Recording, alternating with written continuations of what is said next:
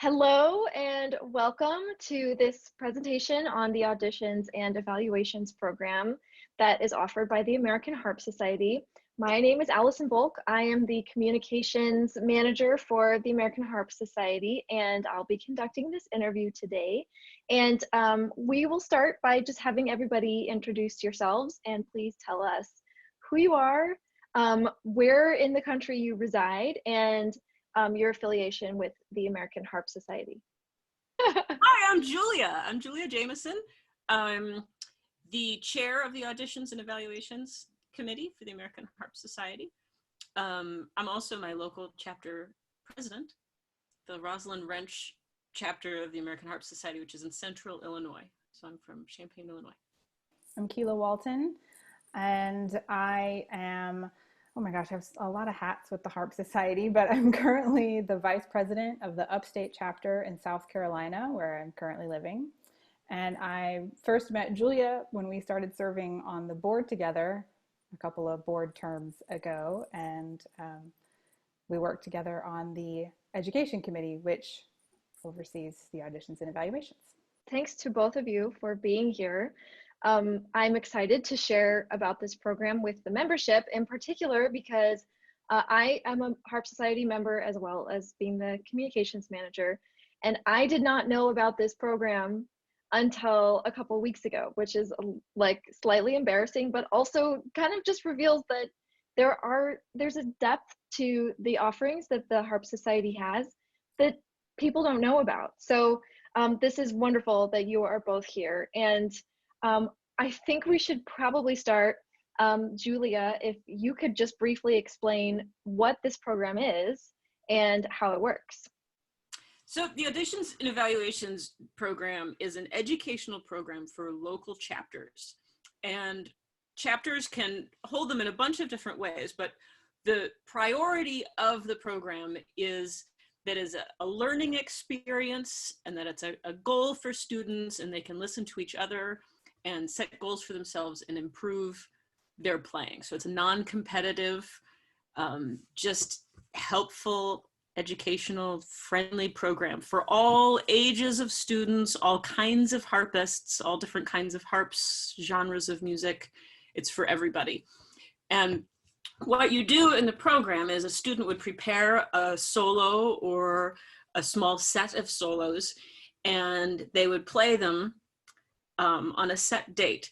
And then they would get feedback from what they've played from an advisor. The advisor could be a harp teacher or even a choir director, somebody who is giving them feedback. Will let them know how they did, and they can take that home and work on things that need to be worked on. And then in about a month later, they come back and they play the same pieces again. And they hear how they've improved and get some more feedback. So it's a two-part program. It's all about improvement and listening to each other. I don't know of many other music organizations that have a program with these two parts and this component where the emphasis is on progress. I know that not every chapter hosts an auditions and evaluations program. It's something offered. Chapters can do it if they want. Some chapters do it every year. Others do it every other year or whenever there's enough interest for it. So it's really across the board, whatever the chapter wants to do. But there's a lot of flexibility within the program for chapters to run it in the way that makes the most sense for their group.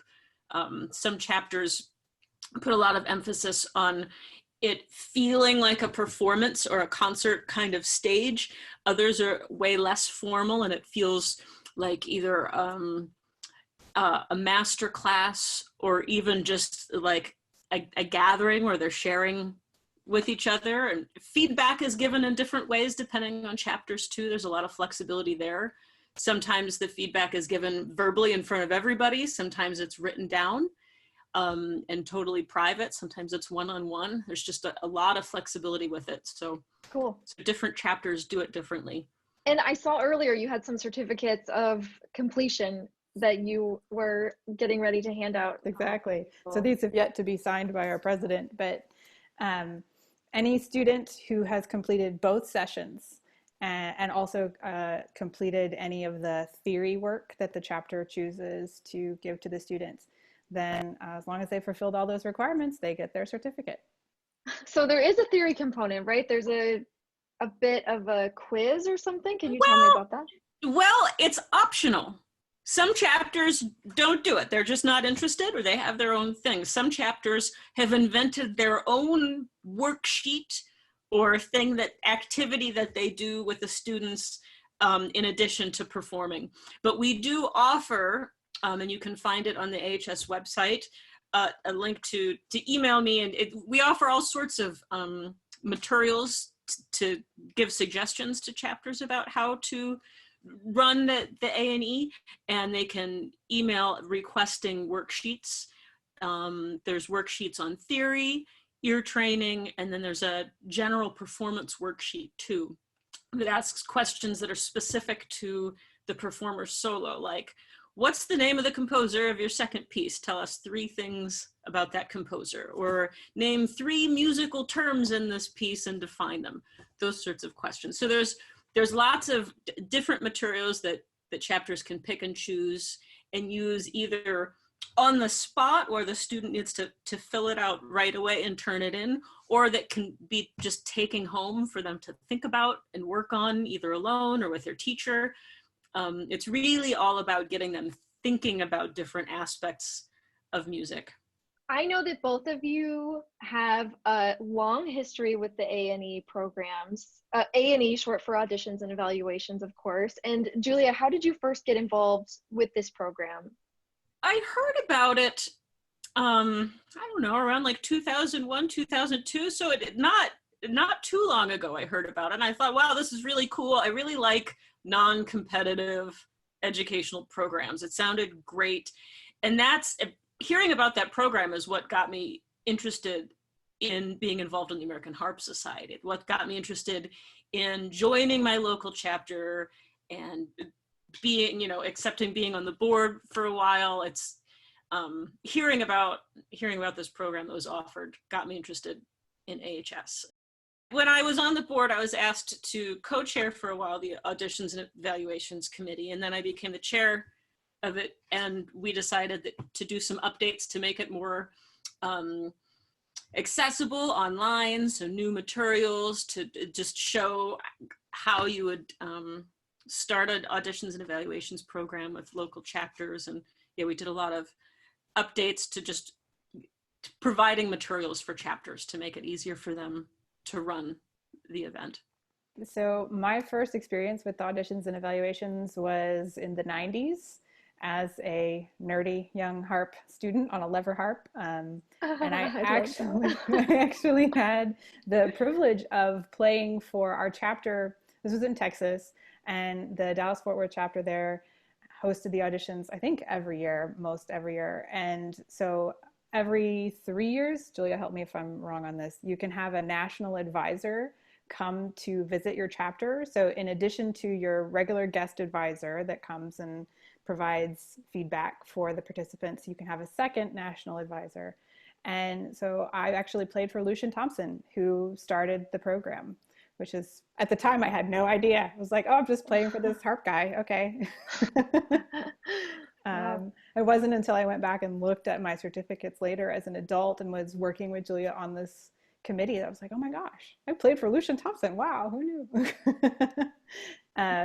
So that was my first introduction to the Harp Society and to this program. And then later as a teacher, I was in Austin, Texas, and realized that I had a very small harp studio and wanted my students to see the bigger harp world and learn from not just me.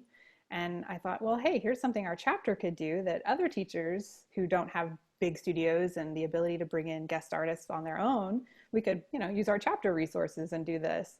And I thought, what a great program. So we revived it in the Austin chapter. And now I'm in South Carolina and very proud that this chapter chose to have their very first Auditions and Evaluations ever this year. Now more than ever, being able to do something virtually is really important. And this program is so helpful to so many students that we want there to be a way for people to continue to do their auditions and evaluations programs, despite the fact that many of us are locked in our homes, including myself. So please tell me about what steps you have taken to hold programs virtually. The Harp Society has this Zoom account, so we can use that platform for free, and let's just try it. Something is better than nothing. And we went into it with the mindset of, we'll do the first audition and we'll see how that went. And if we need to reevaluate, come up with a new plan for May, we will. But it went really well. Our chapter structured the first session as little masterclass groups. So they all had a login time. We did a quick video and audio check, and then they each played and had their chunk of time with the advisor and watched each other. So it all happened much like it would have happened in person, except we didn't have to move and tune a whole bunch of harps. The students had to tune their own harps and play their own harps. And really the schedule didn't change very much at all from what I had initially planned for in person.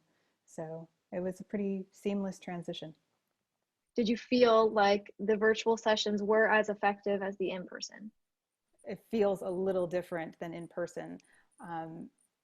So if you have an advisor that's very hands-on, that's very used to having the students see them play and demonstrate a lot of things, you have to understand that all of that, there's going to be a lag.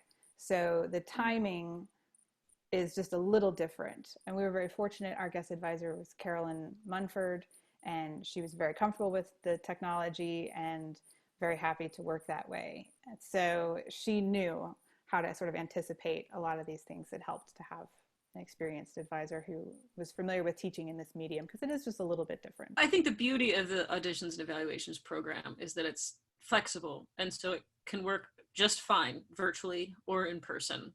That the program and the goals of the program can still be achieved virtually or half virtually, or in all different formats and settings. You can still play for people, get feedback, improve, and play for people again. There's just so many ways to do that. And so I think it's a great program for if you're forced to do something virtually, either because of COVID-19 or because of a snowstorm. This program is available for all types of situations. You could consider using it virtually if your chapter is extremely spread out and you have trouble scheduling programs because people don't want to drive 2 hours to get to their program. You might get more interest in something like this done virtually. For chapters who haven't been holding auditions and evaluations programs, how can they find out more information? How do they get started in starting a program like this? On the AHS website, there you can look up the Auditions and Evaluations program and learn all about it, all the different aspects of the program, what it's all about.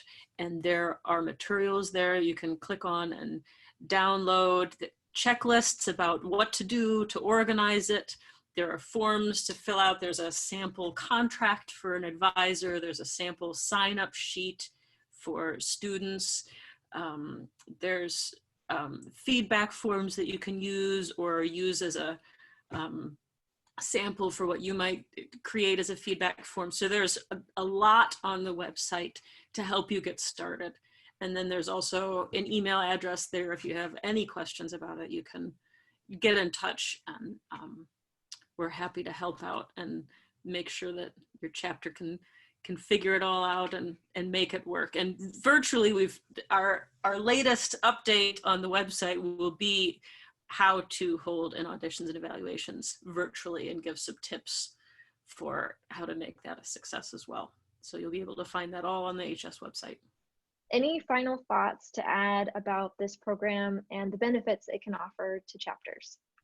Students benefit from having goals, and it's very easy as harpists to just sort of harp in a vacuum, and where it's just me and my harp, and so it's nice to have a non-competitive reason to go perform and learn. And because the program can be so welcoming, it's really nice for students who may be, a bit leery of performing on a recital or something.